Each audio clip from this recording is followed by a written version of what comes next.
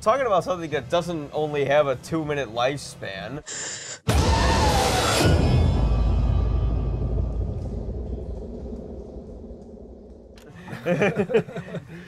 How about a 25-year lifespan? Yeah. I'll see you again in 25 years.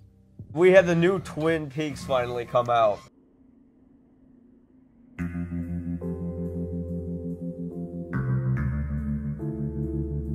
Yeah. And that's a show that sort of revolutionized television, and because it was a mixture of like soap opera and cop drama and experimental film, all sci-fi, fantasy. Yes, yes, all wrapped up in a one package. As Hill Street had kind of turned the idea of the cop show on its head at the beginning of the decade, we had a chance to do something like that with the nighttime soap genre with Twin Peaks. Like in a nutshell, how were you exposed to the show?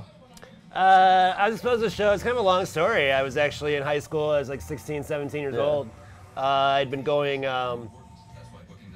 to a local video store in Bloomington Normal, Illinois, called The Movie Fan, run by this guy named Dave McBride, really great guy, recommended a lot of good movies to me. And he'd introduced me to, you know, Coen Brothers, etc. And also I had been a little bit exposed to David Lynch films, so I'd seen Lost Highway, I got to see in the theater.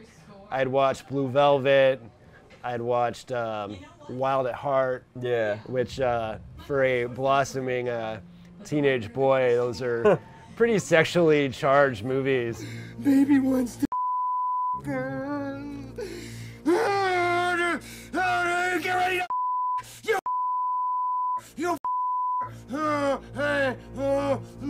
don't you look at me. But I did notice common themes, which you know, translated as Twin Peaks, and it really wasn't until after Blue Velvet, or really Twin Peaks, that Lynch sort of started dealing with those themes, which have been playing out in all of his work since then, and especially in Twin Peaks: The Return, which is just sort of a...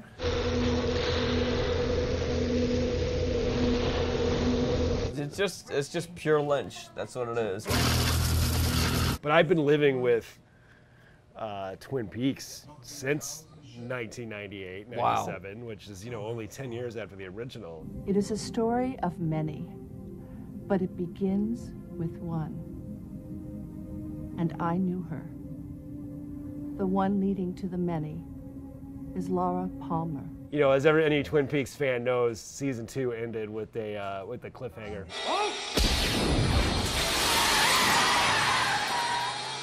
Yes. Which was, you know, Lynch's big FU to ABC for canceling the show. I ran into Twin Peaks sort of the same way as like every other person who lives today did, which was I just happened to hear about it for years, and I just kind of didn't watch it because I also wasn't really that interested, to be honest. I was like, I don't know if I can watch like a whole David Lynch TV show. That's like a lot to take. I don't know if it's going to be interesting because I loved Eraserhead. I loved Mulholland Drive. Elephant Man, which is like probably his most normal film. I think it's like my favorite film. I'd say it's his second most normal film, but well, first most normal film. I think I know which one you're talking about. Is the one about the old man on the tractor. The Straight Story. Yeah, and it was actually a Disney movie. That was a Disney movie, G-rated Disney movie. Imagine directed that. by David Lynch. Yeah. I just remember when I finally kind of decided to see Twin Peaks, the original series, and I streamed it on Netflix. And I was like, yeah, I can see why this is so popular. Like, it's cheesy, it's 90s-ish. You know, this is, excuse me, a damn fine cup of coffee. But it's also completely weird and bizarre.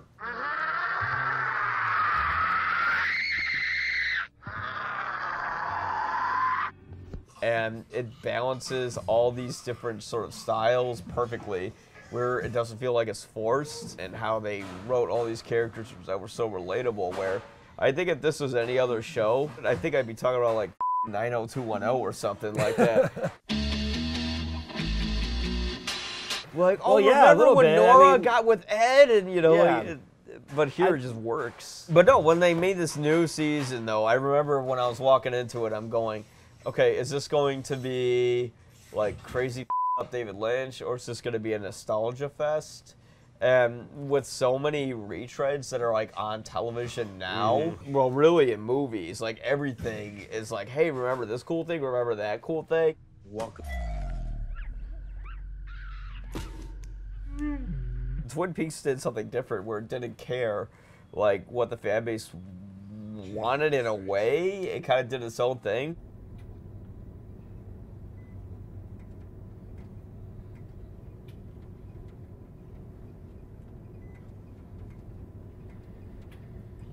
It was something that still worked because it was so weird and different. And anybody who knows David Lynch knows you're not going to go into something that's going to be easy to digest. So.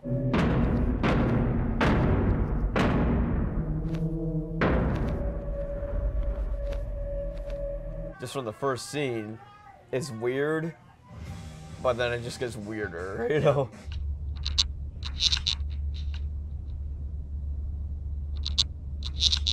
And it continues down that path, especially with the masterful 8th episode, you know? Oh, absolutely. Yeah.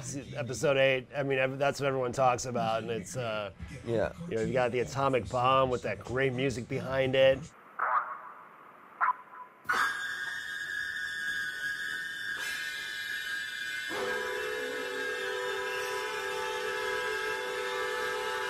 And you've got the woodsman. This is the water. And this is the well. The wonderful thing about Twin Peaks is, like, I've never seen something that is so empathetic towards the murder of one individual. Oh, my baby! Lord Palmer.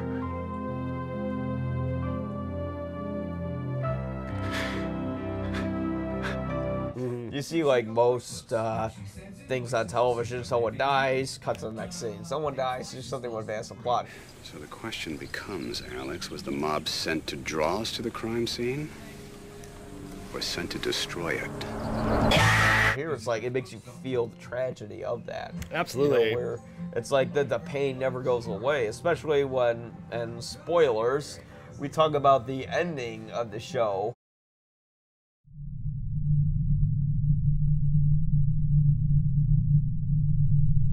Hier worden sie skieten nog schriftende weghuizen. Was? Was er of den oor weer aan of zijn schouw.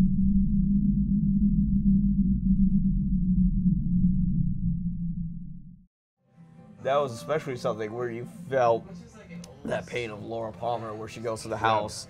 It's not really her home. Some lady answers the door that she doesn't know, and then you faintly hear Sarah, her mother, yelling her name. I still haven't heard that. I need to rewatch that episode. Yeah. That was, I was at my friend's house. She was hosting a Twin Peaks party, so I'd watched it with some other Twin Peaks fans. And we literally sat in stunned silence for what felt like an eternity. I was the first one to say something because I felt it was warranted. But I think everybody was like really into the show and was just kind of letting it all sink in because we knew what we had just watched was something like intensely special. Yeah. And to find the meaning in those last moments in that last episode was going to take more than 5 minutes. Yeah.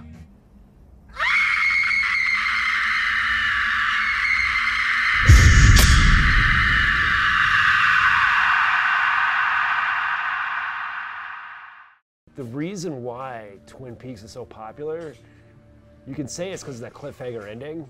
Yeah. But it put the audience in a position where they could talk about this for another 25 years. Exactly. I talk about Twin Peaks all the time when I think about it. Yeah. It's something that lasts. It's not just like Game of Thrones. Okay, what happened this season? A bunch of people got killed at a wedding. What happened this season? A dragon killed a bunch of people. You know, what happened this season? Dragon Lady showed her tits to a bunch of people. Yeah. Like, it's just the same, you know. It's kind of like cheap thrills compared to something like Yeah. So am I going to talk about Game of Thrones for a little bit? Probably a little bit, but I'm going to forget about it. Yeah. Do I still talk about Breaking Bad? Not really. Yeah. I love Breaking Bad. I can still talk about Lost a little bit, but we kind of got a conclusion there. It wrapped up pretty neatly. Yeah. And with Twin Peaks, it's a work of art.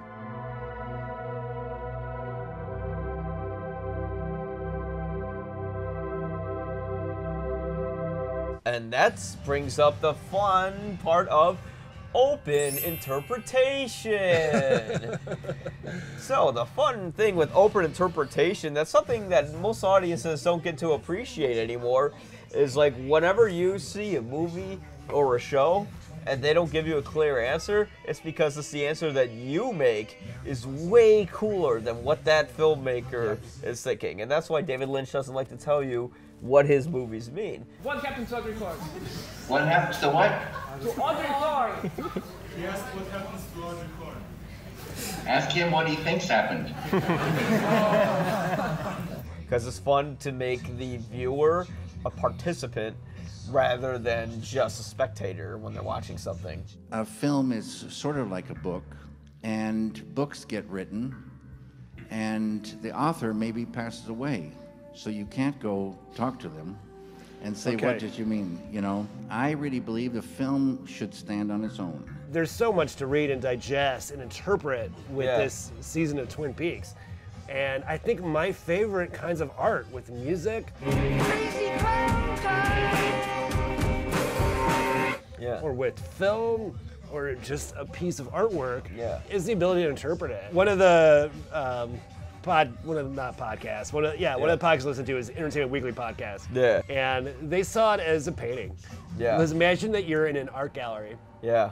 And you see 5 photographs, right, by the same artist. Yeah. And they're different, but you know they're made by the same artist. Yeah. So they're gonna have the same themes throughout. But it's just one frame. It's one little picture. Yeah. And there should be nothing added, nothing subtracted, and you work a long time to make it just so. The idea of every frame being a painting, that needs to happen. And I think that's what Lynch did with this. Every single scene is you want to connect to something else, you can interpret in your own way. And I think that if you compare episodes 17 and 18, those are both two different paintings. Yeah. They're 2 different paintings. And you can watch those together. Yeah. There's a whole theory going around that you're supposed to watch episodes 17 and 18 simultaneously, layered on top of each other. 2 different timelines and 2 different dimensions correlating with each other. Exactly. Is it future or is it past?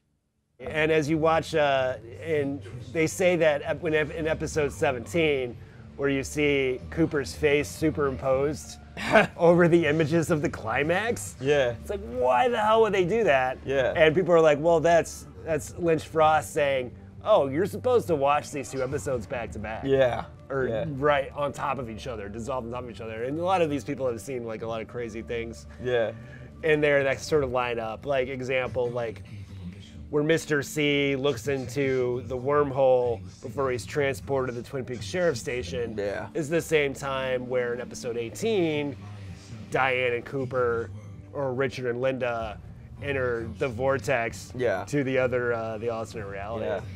We live inside a dream. It's not without its flaws. I think there are many times David Lynch will kind of go off on his own little dalliances and his own little things that really don't contribute to the plot or the story. Like a scene of Gordon Cole smoking a cigarette for 5 minutes. Yes. The memory of tobacco. That's the one criticism I have with Twin Peaks is like sometimes it'll just go off on like random and you're like, huh?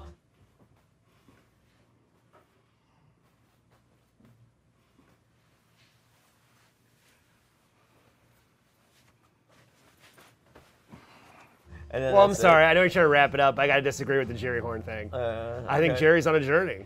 He's on a journey of self-discovery. Oh, he's on a journey, and man. That he is on a journey, man. Yeah. I am not your foot just like Dr. Jacoby's on a journey and has changed. Gig yourself out of the. It's just like that was another like all these Twin Peaks characters that, are all on journeys. I feel like the Dr. Jacoby thing, they just wrote it and then David Lynch didn't know what to do with it, and he's like, he gives her the shovel, and then it makes her realize that she freed Big Ed. It's like, why did he need freedom? Couldn't he just make his own decisions like an adult? Sure. Way to ruin it, Mike. Go yourself! You're looking at this from the perspective of writers and directors who are in their 70s, who probably are thinking about time and space and what it all means a lot, you know? And to have the pleasure to be a person and be around when somebody like a filmmaker such as David Lynch is still able to create such divisive and creative and beautiful works of art that we are allowed to watch despite the many challenges and appreciate for a long time. Honestly, I don't want to see another season. This is it. I think it was good. They concluded it. And like you said, maybe we have 4.5 years to maybe wait for another one. If there was a 4th season, it wouldn't happen for several years, because it took 4.5 years to do this one. That's fine, but I want it to be just as good. Damn good.